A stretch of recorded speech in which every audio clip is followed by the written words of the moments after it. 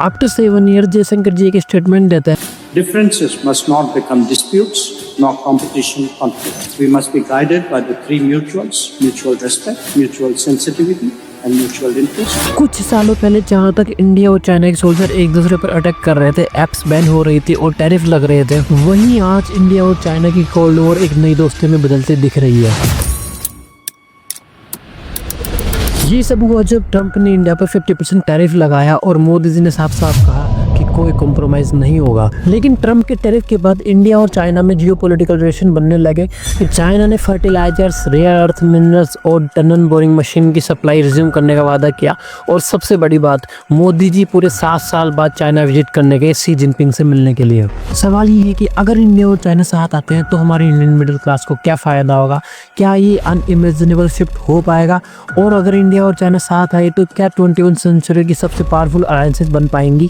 Trump ने India पर tariff लगाकर बोला कि इंडिया रशिया से तेल खरीद रहा है, जिसकी वजह से वो इनडायरेक्टली यूक्रेन वॉर में फंड कर रहा है। लेकिन सच तो यह है कि रशिया का ऑयल 47% तो चाइना को गया और 37% इंडिया को गया, बाकी यूरोपियन कंट्रीज को।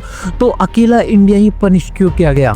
रीजन सिंपल है, ट्रंप चाहता है कि वो इंडिया की 99 बिलियन के एग्रीकल्चर सेक्टर को कैप्चर करे। लेकिन अगर इंडिया यूएस के लिए अपने एग्रीकल्चर सेक्टर को ओपन करता है तो 150 मिलियन फार्मर्स की रोजी रोटी खतरे में आ जाएगी। इसलिए इंडियन फार्मर्स को प्रोटेक्ट करने के लिए इंडियन गवर्नमेंट ने अमेरिकन राइस पर 70 to 80 जबकि डेयरी प्रोडक्ट्स पर 30 to 60% टैरिफ लगा रखा है। हमारे इंडिया में आज 150 मिलियन लोग यानी 15 करोड़ लोग आज भी एग्रीकल्चर से जुड़े हुए हैं। मतलब इंडिया की आज भी एग्रीकल्चर बैकबोन है।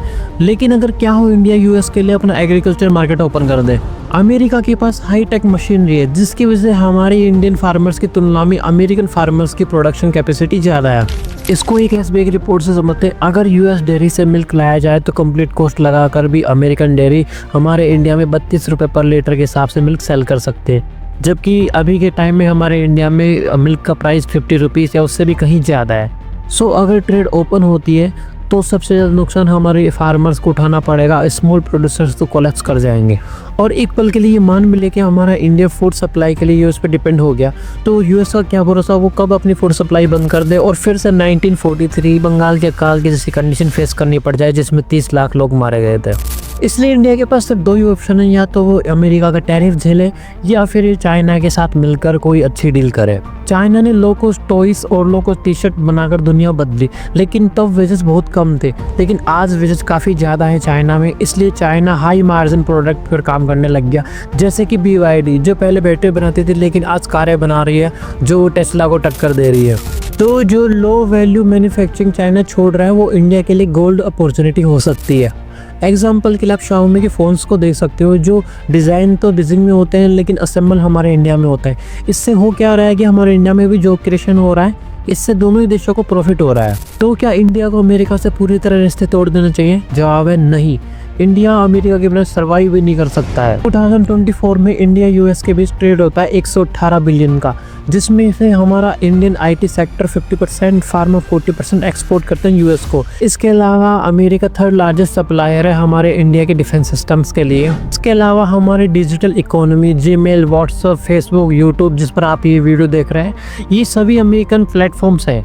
हमारी पूरी डिजिटल लाइफ यूएस के प्लेटफॉर्म पर चलती है। इसलिए इंडिया यूएस के साथ तो रिश्ते खराब करना कभी नहीं चाहेगा। और ये भी सच है कि इंडिया चाइना पर भरोसा भी नहीं कर सकता। आपको याद होगा 1962 जब नेहरू जी ने कहा हिंदी चीनी भाई भाई, लेकिन तभी चाइना ने हमारे इंडियन सोल्जर्स पर अटैक कर दिया और हजारों शहीद हो गए और हमारे इंडिया को यूएस और यूके से हेल्प लेनी पड़ी। सो चाइना की इस हिस्ट्री की वजह से चाइना पर ट्रस्ट करना थोड़ा मुश्किल है।